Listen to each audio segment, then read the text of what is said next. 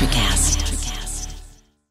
Cars say a lot about who we are. It represents freedom for a lot of people. This season on Drive, I'm going to talk to all sorts of different people. I looked at car names. Yes. And yes. I found all the car names that have science or astronomically it's inspired. Crazy. It's huge. It is. Yes, I happen to be CEO of Ford Motor Company. For me, it's all about cars, movement, and our mutual passion for things that get us around. This is Drive, and I'm Jim Farley. This episode is brought to you by Paramount Plus. Ewan McGregor stars as Count Alexander Rostov in A Gentleman in Moscow, the new limited series based on the best-selling novel. Stream it on March 29th with the Paramount Plus with Showtime plan. Visit ParamountPlus.com to try it free.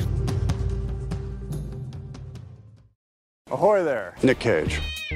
And don't pretend like you don't know who I am. What do you say we cut the chit-chat? A-hole! All right, I'm a little tired, a little wired, and I think I deserve a little appreciation. Shame on you! I lost just a little bit of control there, but now everything's cool. Or Whatever Movies with Wesley and Iris. What up, and welcome to Or Whatever Movies. I'm your co-host, Iris, and I'm here with my older brother, the Kling Clang King of the Rim Ram Room, for this week's discussion on a movie from 1995, part of this month's NICOLAS Cage series, Leaving Las Vegas. Man, this is like the end of Act 2. Leaving Las Vegas. Lowest point of the movie, NICOLAS Cage movie. So if our NICOLAS Cage Month series were a movie, this would be the Act 2 low point? Yep. But not in terms of a movie's artistic merit or success. It's just, this one is a downer. I do not have my fiance's support on this movie. Oh man, this is not what she had in mind when Kelly Ray suggested Nick Cage Month. I'm telling you, she confused this and Honeymoon in Vegas, starring Nicolas Cage and Sarah Jessica Parker, I think until 5 minutes into this movie. So had she seen Leaving Las Vegas? Nope. You know, I honestly don't know that I had either. Man. I didn't know that Elisabeth Shue got naked. Yeah, she got partially naked at different times. I think if you assembled a figure of her, like throughout the movie, you could say, well, I saw that part in that scene and her leg in that scene, and you can construct a model. It's an incredible performance because it feels very grounded, very real, and she is the perfect kind of counter casting for a woman of the night, street walking hooker type. Yeah, is she the heart of gold Julia Roberts type? Maybe. I mean, they're both American sweethearts to me. She's like what dudes from Reseda aspire to, Allie with an eye. She's like the quintessential girl from The View. About 1,000,000 miles away from the Karate Kid. 1,000,000 miles away. And she really is the lead character of this film. I agree. And thinking, I mean, she's not the showiest one, obviously, but this is her only Oscar-nominated performance, and what she called at the time, undoubtedly, her best role. And Nicolas Cage, likewise, nominated for an Oscar. Nominated and won. And how did Nicolas Cage receive the Oscar? How did he receive it? With much jubilation and enthusiasm. This is only, 5 years out of Moonstruck? This is right before The Rock and Con Air, and he even says, what would Disney think of that in one of his fake screenwriter conversations on the phone with the phone upside down, and then he went to work for Disney. So what happens in Leaving Las Vegas? What happens?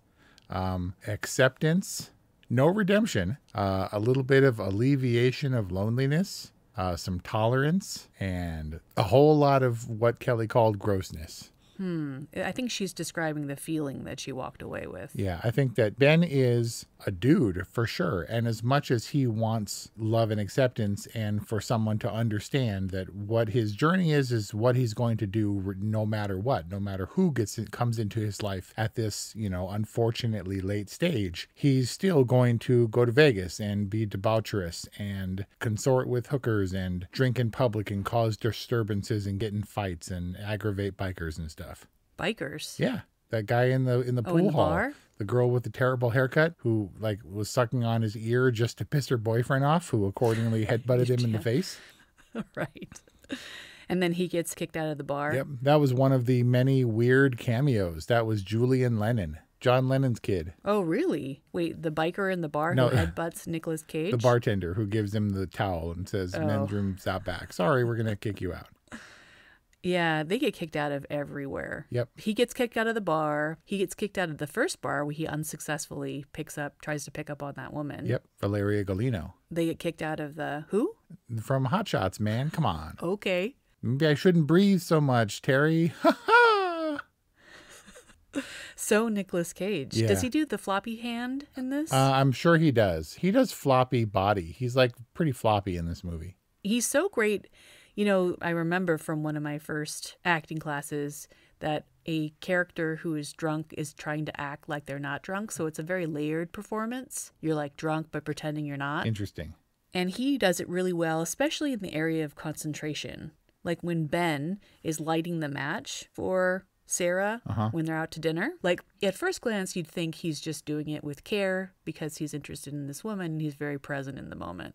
But then you realize that it's taking every bit of concentration that he has in his completely drunk state. That sort of wide-eyed laser focus. So laser focused, because that's how you have to be when you're drunk. If you're trying to do something like that requires precision, like lighting a match and holding it steady enough for someone to light a cigarette. Yeah, but not just that. He did the matchbook single hand, fold the match over, strike it while drunk. That's a skill unto itself. I learned that skill. It doesn't always work particularly well. You have to have good quality matches. I also did the thing like Cobra, where you have the matches, the strike anywhere matches, where you don't even need the strip and you can flick your thumbnail across it and strike the match. And I did that with great success during my smoking years until a little piece of the match head got lodged under my fingernail after it ignited. That was fun. Oh.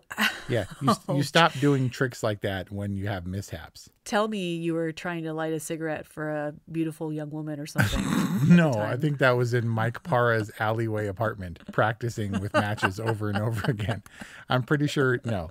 I got a nice blister, and that was the last time I messed with Strike Anywhere matches. Thankfully, I am far from that dude. I barely even drink. Yeah, and when you do, you get all red in the face. Yeah, that's why I don't do it. I sweat enough as it is. Plus, I can be designated driver for everybody. So have you ever gotten drunk where you've like flopped around? Oh, yeah. I start to get weird. Like I start to act weird and I don't have control of my body. And I probably do more of the Ben Sanderson extreme concentration thing. It's like, uh-oh, this is messy. I have to be careful now. And careful is not conducive to fun. Well, and this is where they say, this is where the wives' tale comes into play, that drinking and some other social enhancements, I don't know, reveal or amplify your truest self, right? And if that's the case for Ben Sanderson, then he's a really sweet, gentle guy. Yeah, he's in that way, he's likable, weirdly likable, right? Like, obviously, he's a dude without restrictions or certainly without care of consequences. So he's all like hookers and great ass and all that stuff. But I think he's still likable because because he's so gentle. He's like, he is good guy, doofy Ben.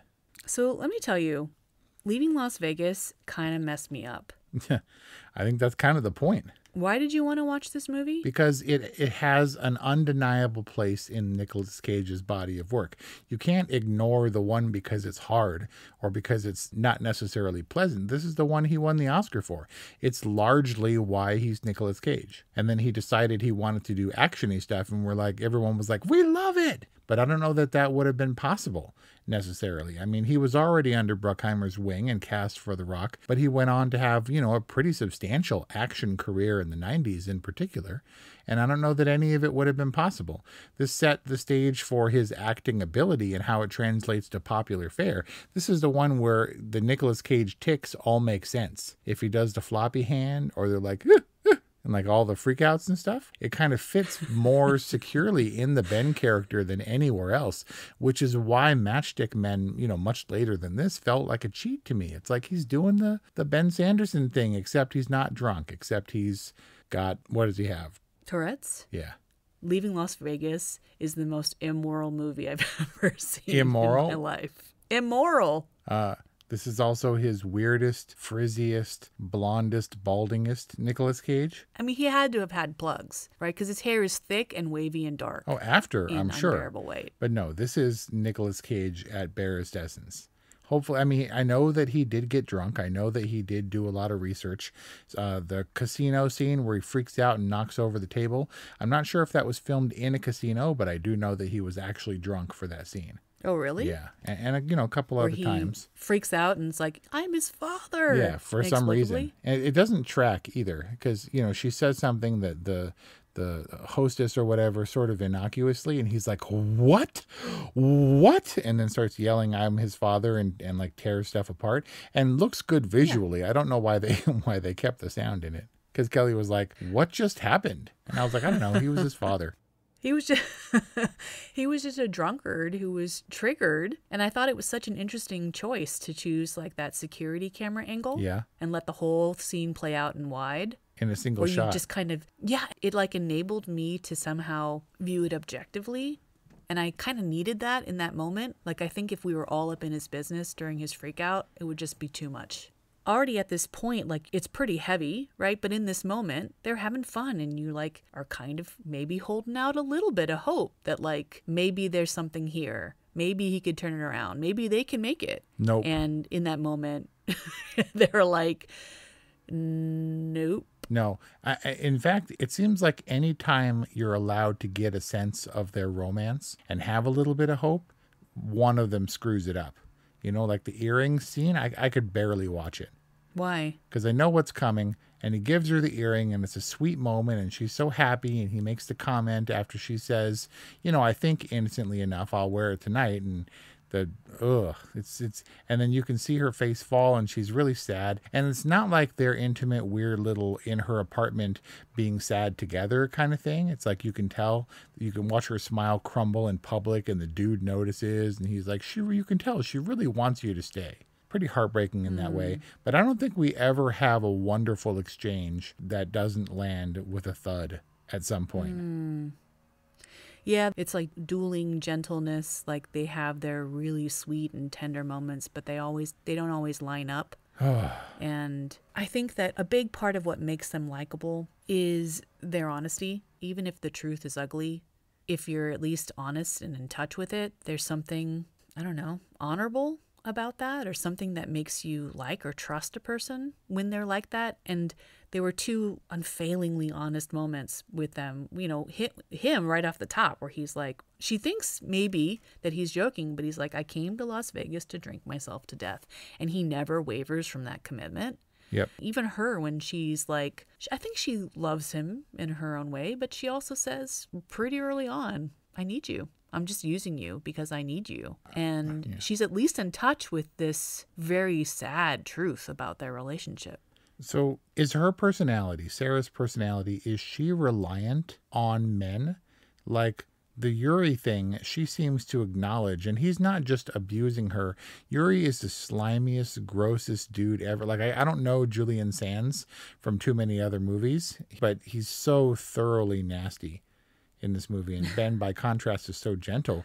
But it's not like she's like, please Yuri, don't cut me again. She's like, here's the knife, if you're gonna do it, because even though she kind of hesitates when he says we belong together, I think in a way she needed him for whatever reason, as much as she tried to get away from him. I don't pretend to understand the dynamic of pimps and prostitutes, I guess, but is she reliant on Ben in that same way? Like, it's obviously destructive, and she knows it's kind of like being with a dude in prison, because you know that there's only so much they can do. Do you think she went with Ben because she critically assessed him and is like, you're pretty drunk, and I guess if you're shady or start to hit me or something, I could probably get away or at least or overpower you? Like, I don't think Ben is a threat to her. I think that's a controllable situation that gives her, I'm tired of being alone. I'm tired of being lonely. Yes. Thing that she's trying to, and so that doesn't speak to idealized love, but it's a particular comfort and acceptance of her that she desires.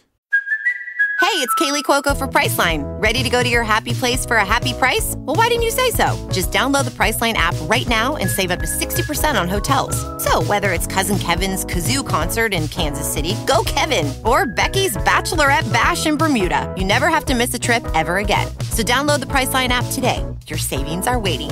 Go to your happy place for a happy price. Go to your happy price, Priceline. Life is hard, but finding a really great podcast makes the days go by so much easier. Hi, my name is Blue Telusma. I'm a writer, an emotional intelligence coach, and the host of Humanize with Blue Telusma, a podcast where we believe that when you humanize everyone in the room, a great conversation is almost guaranteed. Join us every week here on Electricast as me and my guest co-hosts unpack big topics and interview even bigger personalities with a sense of humor and a dash of mischief. If you're looking for a new best friend in your head, we've got you covered. Electricast. The filmmakers go to great pains to just show how utterly and profoundly alone she is.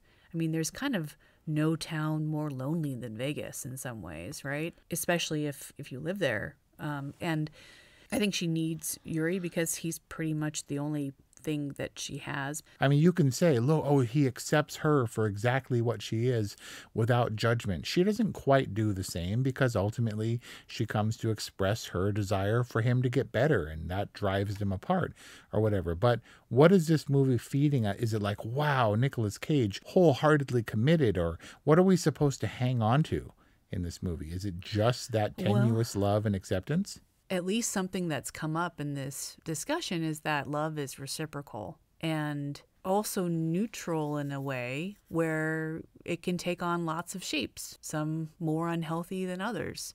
She is profoundly lonely and finds love in these kind of twisted, mutated ways. And there's something really important about her being able to take care of Ben, buy him gifts, take him on trips, show him a good time. Like, she needs to be able to express her love as much as she needs to be loved. And he's this receptive, very malleable object. Yeah, it's not just a warm body, though. He says exactly the thing she needs to hear. I'm a drunk, you're a hooker. She looks at him all sharply like, here it comes, right? And he says, I want you to know I'm a person totally at peace with this. Not to say I'm indifferent or I don't care. I do. It's just I trust and accept your judgment. And probably no one had ever said that to her ever. She looks at her life pretty neutrally, pretty uncritically, and pretty simply.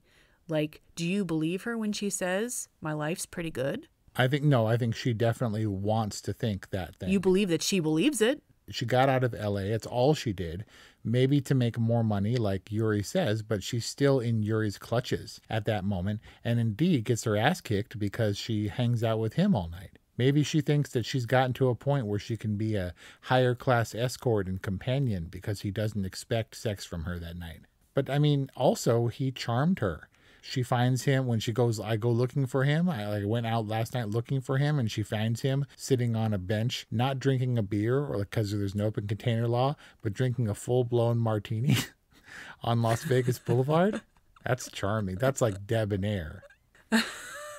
Where he got the martini glass, I mean, and how he walked to that bench, that street bench or bus bench without spilling it is kind of beyond me. It's like, really? The martini's what he's going to go with? Not like the Hurricane or something from Harrah's? Like the giant 6-foot drink? Like, how long would that martini even make a dent? Would that flask that she got him hold enough to, is that like the emergency stash when you're like on a plane or something? How long would that last him even if he's chugging directly out of the vodka bottle? So I've seen this movie lots of times, and you asked me, why did we... Right, that's exactly what Kelly Ray would say. This is like the assassination of Jesse James by the coward Robert Ford. This is a post-breakup, mid-90s, total, like, in the depths of despair kind of movie, where I watched this movie several times, and I'm like, maybe this is what my life will be. Maybe if I can never find anyone again, and I have zero direction, I could just move out to Las Vegas and drink myself to death, or eat myself to death, or drug myself to death, and maybe someone... It's like I could date a hooker and confuse their, affections that they're getting paid for as love or whatever. This is like the serious despairing movie. If you watch this one over and over again, it's because you're looking for the last shred of hope in an otherwise pretty bleak situation. Oh my God. And I haven't seen this movie in about at least 10 years. But I feel like, obviously, she's putting herself in dangerous situations. But I wondered, for you going in cold, or Kelly, who hasn't really spoken about this movie, we didn't talk about it really at all. If you know that once those college dudes in the football jerseys roll up on her in like on one of the walkways, you knew immediately that was trouble, right? I underestimated how much trouble it turned out to be. And apparently she did too. It seems so obvious to me. Maybe I guess she knows more about safety being a prostitute than I do. But I was like, you can pick and choose. And it seems like the businessman or whatever in the convention sitting alone at the bar in a suit might be a better option than the dudes who like roll up with like a boombox. I mean, it's possible that she was just hell-bent on destructive behavior because they were separated at that point, right? Yep. That was immediately following because he asks her what happened when she still bears the scars afterwards in the final scene. Man, that was the second act. That was the end of Act 2 for that movie. Ugh. And it's terrible and horrible. I mean, if this bleak movie could get any harder to watch. Let's just throw in gang rape by like punk ass college kids. I mean, they don't shy away from anything, which is why I feel like this is such an immoral. How many immoralities can we fit into this movie? We got like gang rape and murder. We've got drunkenness and debauchery and prostitution. And we also have like just general hate and disdain, from the quote unquote decent people in this movie. Yeah. I mean, her getting beaten up leads to her eviction, which is the least supportive thing that lady could possibly do. Right. And poor Nikki or whatever, who's all like henpecked. Right. Why did he even come to the door? She could have definitely... Was she like looking for backup? Maybe. And he was all sorry. He was like all apologetic. And you really think, oh man, when she turns on the charm, like, oh, he's just my friend. Like, come on, Ben. And she's like trying to play it off. He's clutching an uncapped bottle of Jack, for God's sake. Asleep outside the gate. And when she turns on the charm for the lady at the motel in the desert, like you kind of think that she might, be able to turn it around. And then you just get this two-faced, heartbreaking rejection. Yeah. I get it. As a proprietor, as a landlord, like you don't want drama. But man, talk about a perspective from the other side. I don't know that lady was wrong because they were maybe destructive and breaking stuff. And they were also having raunchy foreplay out on the patio. Yeah. And maybe that lady had like a husband or something who saw all that nonsense and was like, ooh, and she got all pissed. And yeah, she had her own Nikki back there somewhere who she didn't want exposed to that salacious element.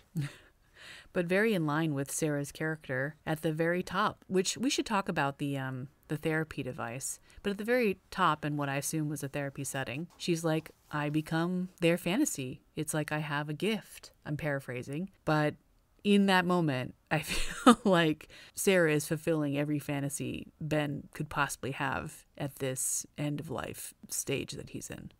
The therapy stuff is an interesting device. We're assuming she speaks to a therapist, and the studio didn't want Mike Figgis, the director, to use those elements in the movie, wanted to keep it with the central characters. But I think it's a great segue, a great transition within the movie. It gives us a bit of the stuff that's coming out of her head. It's like, wait, she is the one in control. She's the lady of the night with the false confidence that breaks down, where she plays the dudes and plays the game, but then comes and gives all her money to Yuri, or comes home to be, hurt by Ben with another prostitute. But turns out it wasn't a therapist, and it wasn't anyone else. It was screen, hair, makeup, and wardrobe tests that Elisabeth Shue did, that they recorded, that he decided to include as a narrative device. No way. They didn't shoot any of it in principle? I don't think so. And it works so well that it actually ends the movie. Wow. And it probably added to its really raw element. It feels raw, it feels natural, it feels exploratory. You can't really tell for her because she's kind of got the facade on when she has the bright red lipstick and she's doing the hustle thing, And you can see the hurt on her face register when he says terrible things to her, or she's hurt because of situations she can't control, because she can't talk him out of drinking. But I think she's got that fakeness, that sort of, trying to convince other people that what she's doing is justified. I know I shouldn't look for him, but I do. You're right. I shouldn't see him again. but I look for him. And she has kind of the slightly ashamed, downcast eyes. And therein are some really heavy revelations just about her character. And she gets emotional and she breaks down like you would. I mean, in my mind, it's firmly she's speaking to a therapist and does so on a consistent basis, which I'm not sure is in line with the Sarah character, but I think works marvelously to showcase not only her impenetrable thoughts or her thought process, but also just to demonstrate Elisabeth Shue's acting range. Interesting. I thought about it too, like if therapy made sense for the Sarah character. Not only is there a stigma barrier to getting therapy, but there's also a financial barrier. Like it's not cheap for people who need it and who are like down and out. It's really difficult to get the help you need. But the Sarah character had a nice apartment, well decorated, appointed. She had khakis. You know, yeah, in her off days, she's like wearing like loose-fitting, comfy clothing. Her hair is up in a French twist, like ladylike. And she cares for Ben in a respectful way. She buys him clothes. I mean, I'm not sure about the loud orange shirt. She buys him a flask, like she's got taste. I don't know, like... Cooks him rice. There's something... He cooks him white rice, which he doesn't eat because he's incapable of eating any food in this movie. So I felt like, okay, the Sarah character in some ways has it together and has compartmentalized her profession in a way that allows her to have an otherwise kind of normal life. So yeah, she could probably afford therapy. She might even do it because it's something that she knows she needs or that's good for her. Do you think that it's a deference to Yuri and the stronger influences in her life that have caused her to not kind of rock the boat too much? I mean, she looks like a realtor, right, in her like carefully staged apartment and everything, and she looks like she could be put together, but she's willing to accept lesser than. Like, he's not a viable partner for anyone. Ben is in trouble and he's on his way out the door. And that's very clear. I agree, you can't really expect anything else from the movie, but she still, despite all of her best intentions, thinks she can or should save him. To be in the situation that she's in and subjecting herself to the dudes of Las Vegas, it requires something, some level of damage and hurt that she doesn't have the will to think around. I guess it's just, it is what it is. And if it's marginally better, then, I hope things are really turning around for me. I mean, in a movie about addiction, I guess it's appropriate to talk about serenity. But the basis of serenity is accepting the things that you can't change and having the courage to change the things that you can. And maybe Sarah is someone who has accepted certain aspects of her life and is just focusing on changing or improving the parts that are actually kind of within her control. Man. So, last question. Why is this movie called Leaving Las Vegas? Because I don't know if the Sheryl Crow song came first, but maybe that is the unattainable dream. Leaving Las Vegas is the most they can expect is a weekend getaway that goes just as badly as any of their time in the city. It's another filmmaker trick where they're like, how about we plant a little seed of hope that they're going to get out of this? Because they're not. But we have, one way or another, we've left this Las Vegas behind. Gone are the days of knocking over people's tubs full of coins. This is Dad's Vegas. Back in the day, where he's like, we can get some dinner, $2.99 prime rib. I'm like, that doesn't exist anymore. Not even on Fremont. Yep, that was the Vegas that we grew up in, or we grew up visiting. That we were exposed to for sure. 100%. So, ne'er was there a movie that barreled more toward such an unpleasant conclusion, but it was an inevitability. You don't have to like Leaving Las Vegas or its message or the way that you feel after watching it, where you just like want to go take a shower. But I would definitely have to say that Leaving Las Vegas succeeds on its own kind of merits. So as messed up, as jacked up as I was after seeing this movie, I feel like it led to a, I guess, pretty diverse discussion, and I don't know, it was good. Very chewy. It's something for Nicolas Cage and the unlikely Elisabeth Shue to sink their teeth into. I mean, they wholeheartedly embraced their roles and went for it. I mean, she shattered that Karate Kid image pretty much right off the bat. And he was just in the depths, man. You know what's scary? You know how old Nicolas Cage was in this movie? Oh, great. Younger than you? Ben Sanderson looks 55 years old. Nicolas Cage, 30 years old in this movie. Wow. There's some level of love and acceptance and tolerance in this movie, but we have to go through a lot of horrible things to get there. But a necessary inclusion for Nicolas Cage Month. I'm going to give it an all right rating because there are definitely great things about Leaving Las Vegas. And for a time and a point in my life, I watched it kind of a lot, and then not really a whole lot. When things do get better, as they do for everyone except Ben and Sarah, maybe this one is a red flag if you watch it continuously, like every Thanksgiving if it's your favorite movie. This is not a movie about love. This movie is about the despair of addiction and how it kind of makes that missed opportunity for love all the more sad.